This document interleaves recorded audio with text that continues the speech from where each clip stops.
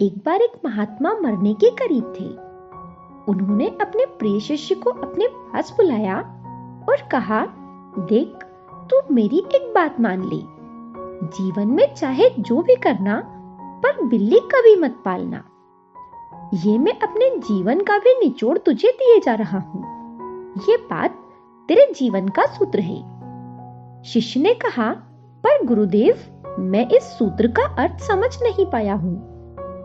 लेकिन गुरुदेव के पास समय कम था, सो वो स्वर्ग सिधार गए। अब युवक उस सूत्र में उलझकर रह गया। कितने शास्त्र पढ़ लिए, पर उसका हल नहीं मिला। अब गुरु की बात को झूठ तो माना नहीं जा सकता था।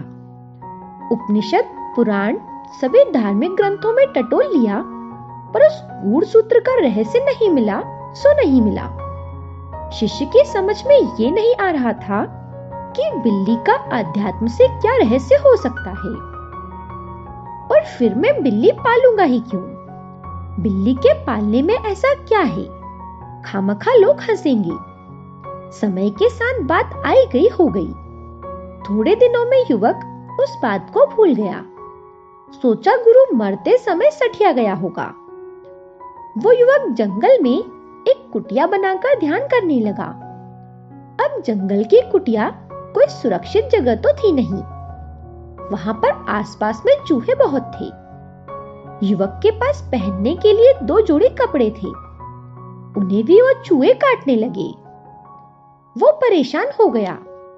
गांव में जब भिक्षा मांगने के लिए जाता तो लोग पूछते, महाराज, कपड़ों में छेद क्यों हो गया?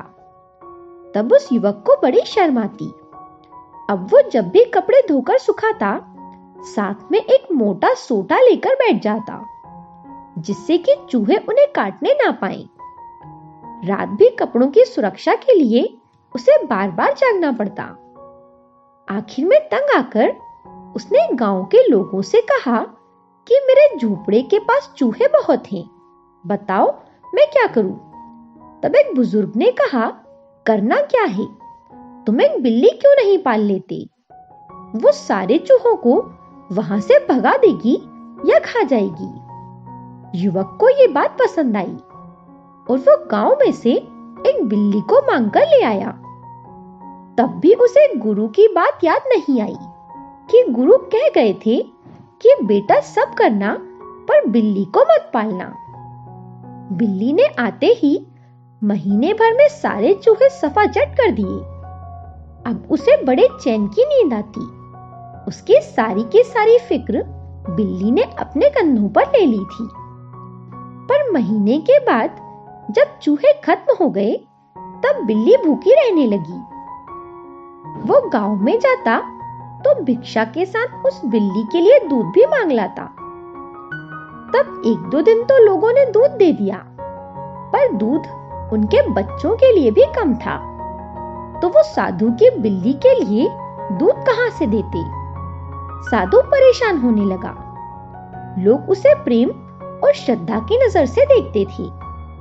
अब गांव के लोग कहने लगे, महाराज, आप ऐसा क्यों नहीं करते कि एक गाय ही पाल लें? आसपास चारा तो बहुत है। आपको क्या करना है? बस रोज शाम को दूध निकाल लेना। आप दोनों का बड़े मजे से गुजर हो जाएगा। बात साधु को जची। वो किसी किसान के यहाँ से एक बूढ़ी गाय मांगकर ले आया। रोज रोज दूध देने से बेहतर यही था कि एक गाय ही दे दी जाए। अब वो दूध भी कितना देती थी, पर साधु के घर आकर उसने खूब दूध देना शुरू कर दिया। उसके साथ जो बछड़ा था, वो भी अब बड़ा हो गया। कुछ ही दिनों में उसने एक और बच्चे को जन्म दिया। अब साधु के पास 4 प्राणी हो गए, एक बिल्ली, एक गाय और उसके 2 बछड़े। उसे उनके लिए एक अलग झोपड़ी भी बनानी पड़ी। चारे की कमी के कारण वो आसपास की खाली जमीन पर कुछ सरसों बोने लगा। सारा दिन जमीन को साफ करता, पानी देता। उसे ध्यान के लिए समय ही नहीं मिलता। लोगों ने कहा कि थोड़ा सा गेहूं भी क्यों नहीं बो देते, फिर तुम्हें भिक्षा की भी जरूरत नहीं होगी। वैसे भी अब वो भिक्षा मांगने जाने की सोचता पर जा नहीं पाता था। उसका अपना ही काम कितना ज्यादा हो गया था। कहीं गोबर उठाना, कहीं बछड़े को नहलाना, पूरा झमेला हो गया था साधु के सर पर। रात रात भर खेतों की रखवाली करना कि कहीं जंगली जानवर उन्हें खराब ना कर दें। उसके चारों ओर कांटे की झाड़ियां लगाई। अब वो थक गया। फिर एक दिन वो गांव में गया और राय मांगने लगा कि तुम लोगों ने बड़ी अच्छी राय दी, पर अब मेरा काम बहुत बढ़ गया है। ध्यान तपस्या भी नहीं कर पाता। पहले भिक्षा मांगता था और दिन भर ध्यान करता था। अब तो 24 घंटे खेतों के या गाय के पीछे ही लगे रहना पड़ता है। अब एक गाय की 10 हो गई। मेरा पूरा शरीर थक जाता है। तुम कुछ राय दो कि अब मैं क्या करूं? गांव वालों ने कहा, बात तो आपकी ठीक है, पर अब आप एक काम कर सकते हो। गांव में एक नवयुवक मर गया है। उसकी पत्नी बेचारी विधवा है, बहुत ही नेक और शरीफ है। अब उसका कोई नहीं है। क्यों ना तुम उस विधवा को साध्वी बनाकर अपने पास रख लो। वो आपके 50 काम करेगी। 1 से 2 भले होंगे। काम भी आधा आधा बढ़ जाएगा। शरीर से वो बहुत मजबूत है। आपको तो काम करने ही नहीं देगी। खेती बाड़ी में साथ जाएगी और आप जब थके होंगे तो आपके पैर भी दबा देगी। भोजन भी बना देगी, घर की सफाई कर देगी। किसान की बेटी है। हमारे ख्याल से आप अपनी तपस्या करना और वो आपके सारे काम कर लेगी। साधु को बात जची और फिर जो होना था सो हुआ। फिर विधवा से धीरे धीरे प्रेम हो गया। विधवा पैर भी दबाए, रोटी भी खिलाए, स्नान भी करवाए। अब सारा दिन का संग साथ। तो धीरे धीरे एक दूसरे से लगाव हो गया। फिर दोनों ने एक दिन गांव के लोगों से राय ली कि अब क्या किया जा सकता है। हम लोगों में प्रेम हो गया है। लोगों ने कहा, ये तो आपका बड़प्पन है, आपकी महानता है जो आपने हमें ये बात बताई, नहीं तो हमें पता ही नहीं चलता। सो भलाई अब इसी में है कि आप पति पत्नी बन जाएं। सो लोगों ने साधु की शादी करवा दी। देखते ही देखते 2-3 बच्चे हो गए। फिर बच्चों को पढ़ाना लिखाना, उनका विवाह करना, बात बढ़ती ही चली गई।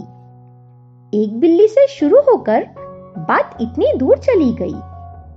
अपने गुरु की बात तो वो युवक साधु भूल ही गया। जब वो मरने लगा तब उसे अपने गुरु की बात याद आई कि बेटा, बिल्ली कभी मत पालना। लेकिन तब तक बहुत देर हो चुकी थी।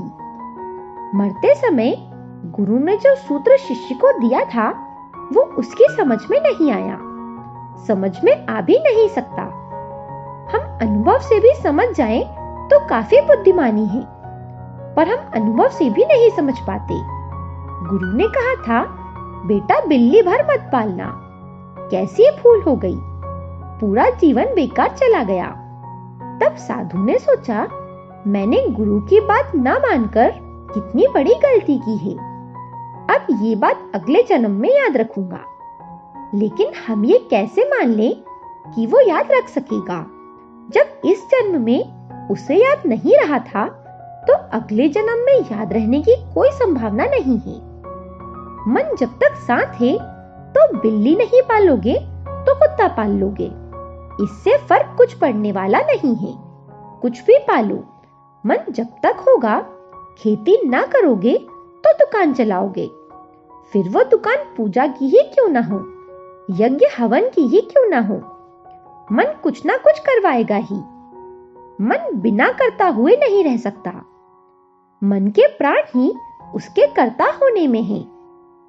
ये बातें ओशो के प्रवचनों से ली गई हैं। आप सबके कमेंट्स पढ़कर मुझे बहुत खुशी मिलती है। गीता जी, हरिओम जी, राजश्री जी, कमलेश जी, उदय जी, सुदर्शन जी, तुषार जी, राजेश जी, आप सभी का विशेष रूप से धन्यवाद। जो दर्शक वीडियो देखते हैं पर कमेंट नहीं कर पाते, उनका भी धन्यवाद। धीरज जी आजकल दिखाई नहीं देते हैं, शायद कहीं व्यस्त हैं। आप सभी हमेशा प्रसन्न रहें, यही मेरी कामना है। आप सभी के कमेंट्स लगातार मेरा उत्साहवर्धन करते रहें। आपके इस साथ के लिए हृदय से धन्यवाद।